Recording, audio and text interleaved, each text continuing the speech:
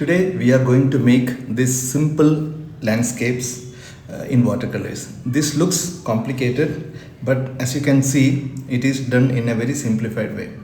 Hi friends, I am Vanidas Mangathil and let us learn watercolors together. I am using a cold pressed watercolor paper around 300 GSM and the size of the work is around quarter sheet. It is quarter sheet, slightly smaller than quarter sheet. I have made a rough drawing of some far end element. It could be some mountain or something or far end foliages, and I am wetting the paper from the top to the bottom of the far end foliages that we have drawn. Okay, the bottom portion of it, the land portion of it, we are leaving it dry. I'm using some raw sienna, very pale wash of raw sienna, and let us drop in some of this raw sienna. And because the paper is wet, it will be very pale. It won't be seen as yellow, but it will some level of warmth will be seen. Okay. Now, while the paper is still wet, let us mix some cobalt blue, cerulean blue, whatever blue you want, and maybe a touch of violet to make it slightly tiny bit purplish. Okay, it is almost blue, just a touch of violet. It is optional, you don't have to do that. And let us make some sky, and let us leave some white area to suggest clouds. Okay, so some suggestion of clouds. Okay, I am not precisely, I don't have any idea of the cloud shape. I'm just looking at the shapes as it is as I paint, and I might make some corrections. Okay, so maybe a little bit more blue color on the bottom portion around the horizon. And while making these brushworks, I am actually looking at the white spaces that is left. Okay, so it is, you can say that it is sort of a negative painting around those white shapes. Okay, so I think this is fair enough. We don't have to define it very precisely, just darkening some of the top of the sky so that it might look like a gradient kind of a sky, a little darker at the top and lighter around the horizon. I think that's it. We don't need to do too much. Lot of accumulated paint at the bottom. Let us drag it and take it off. Now something at the far end, it could be some far end foliage or some mountain, etc. I'm using cobalt blue and touch of burnt umber and a touch of crimson, and the paper is still wet. Okay, so let us make some sort of suggestion of a mountain sort of thing. Okay, let us add some color variation, adding some brownish color, warm color around the area where there is a large cloud. I wanted to play some sense of light there, so I'm varying the color. Okay, some darker color around the sides and some warmer color around the center of this around the horizontal center of this mountain. Okay, right, maybe I will leave some white spaces there. Maybe later I will define them as some houses or whatever, some element of interest around that area. That's it. I think we are done with the top half of the painting. Some splattering of some water to create some texture. Okay, if the texture is too much, maybe we can correct it by adding some touches. Okay, that area the texture was too much, maybe here also. I think we are done with the top half. Maybe a little bit of lifting of color around the big cloud. Okay, now let us make some warm land. I'm taking some permanent yellow and a touch of raw sienna. You can use any warm yellow. Okay, you don't have to precisely take the yellow color that I am taking. You don't have to worry about the same color. Okay, so you can use any color that you think will work. Okay, so for me, I thought a warm kind of a color around the horizon, and gradually adding more and more green to it as I come down towards the foreground. That will give some amount of depth to the painting. Okay, so adding more and more thicker paint. So I'm using more olive green now. Earlier I have used little bit of sap green on top of the yellow, and now I am using more of olive green and maybe a touch of blue. Okay, so it's a mix of blue, olive green and touch of sap green. Okay, see the exact color, I'm not worried about the exact color, I'm just worried about the kind of tones. So this is a kind of wet on wet application. The pigment is slightly thicker, okay, but the surface was wet, okay, when I added some of those details. Now it is dry on wet on dry, or you could say it is kind of dry on dry because it is a thicker pigment and the paper is dry. Okay, so I am making, rather than horizontal brushworks, I am just scribbling some vertical brushwork so that while it will merge with the background, it might create some sense of vertical grasses or something. Okay, so that is the objective of making these kind of vertical brushworks. Okay, it is, some portion is wet, some portion is dry. As you can see, the white area is dry, the green area is wet. So I am just suggesting some thicker pigment and let it sort of merge and create some texture. Okay, I think we are good. Okay, if you are following along, don't worry if you are not getting precisely the same result as I am getting. See, it's watercolor. It will change. I mean, the behavior cannot be fully predicted. Okay. Sorry if you are getting some background noises. I don't have a soundproof room for recording the YouTube videos, so please bear with me. Okay, some more darker touches with the liner brush. Just the idea is to just some suggestion of grasses or bunch of grasses, etc. Okay, it will merge in to the background because the paper is still wet. Okay,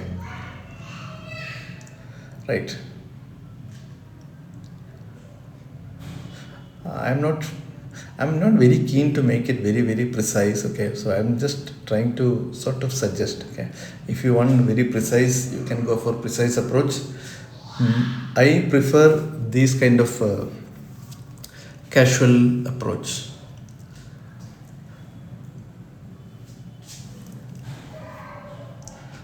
Please let me know how you think about this approach. I mean, if you have any question or doubts, you may please ask me. Okay, I am taking a little bit of a lavender color. It is slightly opaque color. Okay, I just like the texture created by the lavender color, but if you don't want to use, you can skip this step. Okay, if you don't have lavender, you can use some other lighter, slightly opaque color, and you can splatter it. It will create some interesting, I mean, sort of texture. That's it. Most of it will subside when it gets dry because the paper is still damp. Okay, so but it might create some subtle, I mean, textures. Okay, some touches, somewhere I splattered it, somewhere I have applied the brushworks. Okay,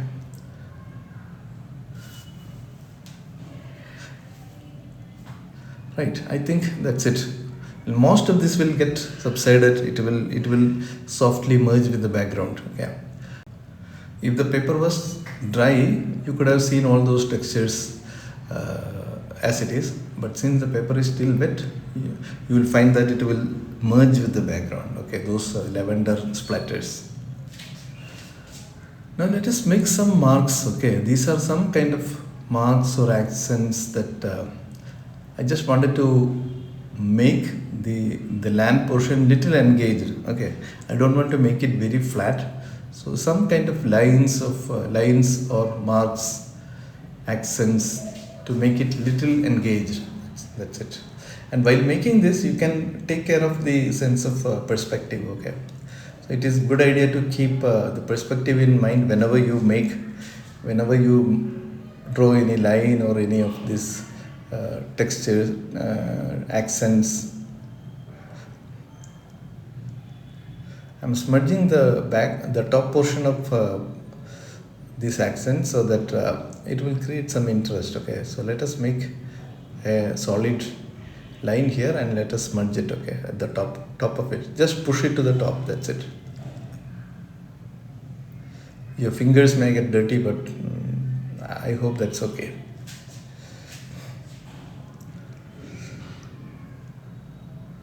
Right. So if you think this is helping you, if this video is informative to you, please do subscribe to my channel and press the bell notification so that you get notified whenever I create new videos. And as of now, I'm planning to upload around 3 videos a week, but that might change based on my health condition or other factors. But I will try to make it as frequent as possible. And if you have any question or suggestions, please do write them into the comment box below. Now these are some kind of, I am trying to connect the land portion and the sky portion basically. So whatever we have made wet on wet, those area and the land area I am trying to connect. Okay, so some trees and bushes will be the right choice. This being a landscape, you always have the freedom to add trees and bushes to make whatever you want. Okay.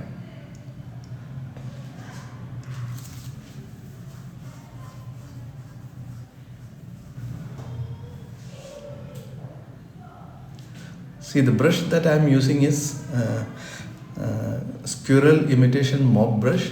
Okay, and you can use any soft round brush that you have. You don't have to specifically have a squirrel imitation mop brush. A soft mop brush would be, or soft round brush would be good enough. I'm using the side of the brush to create some tree and all. So I'm making some bushes somewhere closer to me, so that it should not appear like a very plain horizontal line. So I'm just trying to connect those horizontal lines in some way. That's it. Okay. I think it is making sense now. Overall, it is getting developed well. So let us make some light cerulean blue roof for this far end. Maybe these are houses or something. I'm not very happy with this color anyway. Let me apply this color to this one house, and for the rest probably I will use some orange color. Okay, and that orange color will suit better in that area because there is a play of light, there is a warmth around that area, so that will get more attention with orange. Okay, I think that's it. I don't want to do too much. Maybe we'll have to add some shadows later. See, some spreading happened here. You can see some spreading happened there, and I wanted to cover it. So I'm adding some grass or bush or shadows or whatever you can think it as around this area. So my primary idea was there was some color got. There was a spreading basically. Some color from the sky area peeped into the land, and there was something. So I just wanted to cover those. And let us make some taller trees here, just to have some sort of randomness or contrast, etc. This is another way of connecting the land to the sky. And let us add some foliages to this, very, very random sort of foliages, not too much. It is a slightly thicker consistency, as you can see from the palette. It is almost dry brushwork. Okay.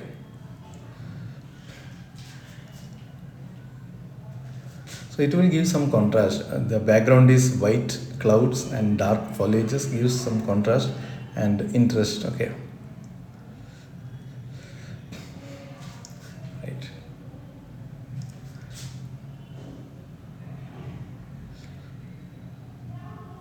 There is a white patch of white line there. I don't want that white line, so I'm making some lighter green color, and I wanted to cover that white line.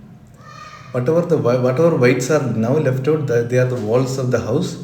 Maybe we'll add some shadows to the walls of the house using some grayish blue color.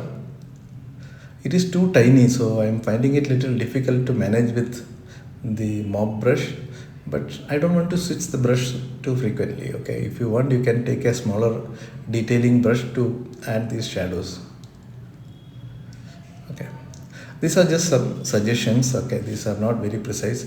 Maybe some windows, and these are too tiny to be defined precisely with a mop brush, but I always try to do with bigger brushes. So I will suggest you also to use big brushes as much as possible. Okay, so it will give you more confidence and boldness. Okay, if you keep using tiny brushes, your work may look little rigid or very tight, etc. That is my view. You may disagree. You can feel free to disagree, no problem. And let us define the roof little bit clearly by adding some surrounding trees or foliages. Okay, these are some thicker colors. Again, very suggestive, very impressionistic, not in detail.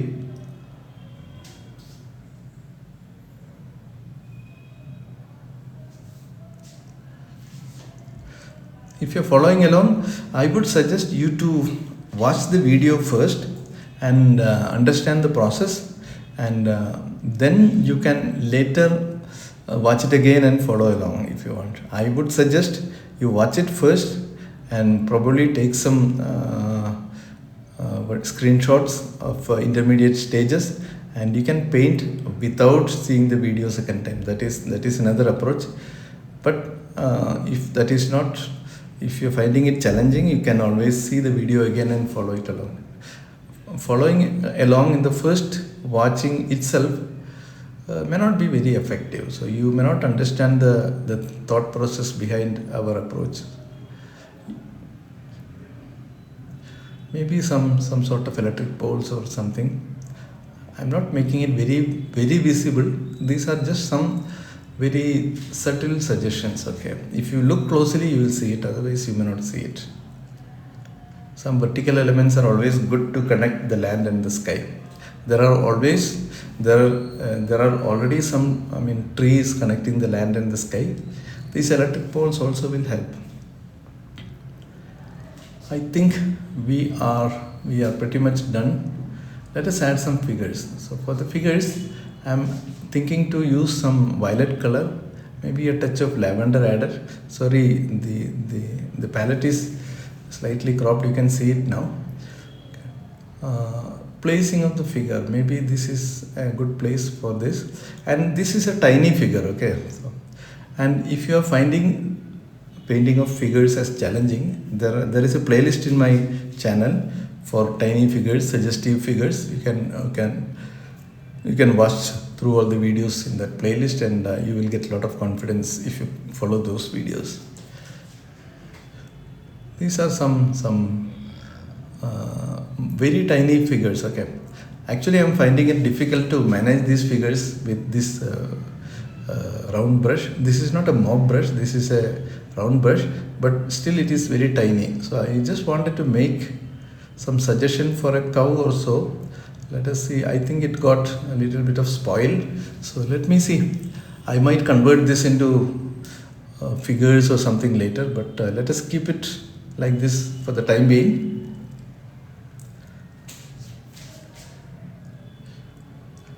I'm finding it difficult to make this kind of this tiny suggestions with that is a medium size round brush. So let us make some more figures. Okay, so these are some life that we are adding to the figure, to the scene. So adding figures, adding these animals will add life to the work. That is how I feel it. It will create some story. So you can think that okay, people are going towards the house or coming, they are getting out of the house, going for something. So there are a lot of things to assume and create story of once we have figures. So figures, many people find figures as challenging, so don't worry. You can find a lot of videos in my channel about the figures. You can check them. Okay, so as I told, I didn't like this, so I'm converting this into some more figures maybe.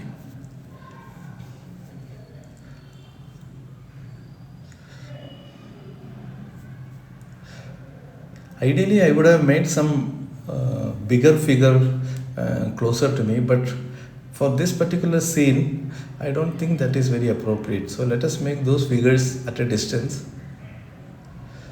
I wanted to slightly change the color of these figures. Okay.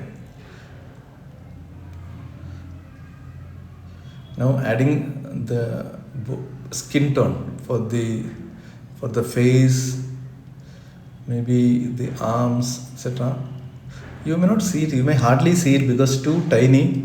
Okay, you will find it very difficult to actually see it, but you can observe it where I am putting those yellow accents, orange accents. Okay, maybe some more, making it some more brighter, these roofs. Okay,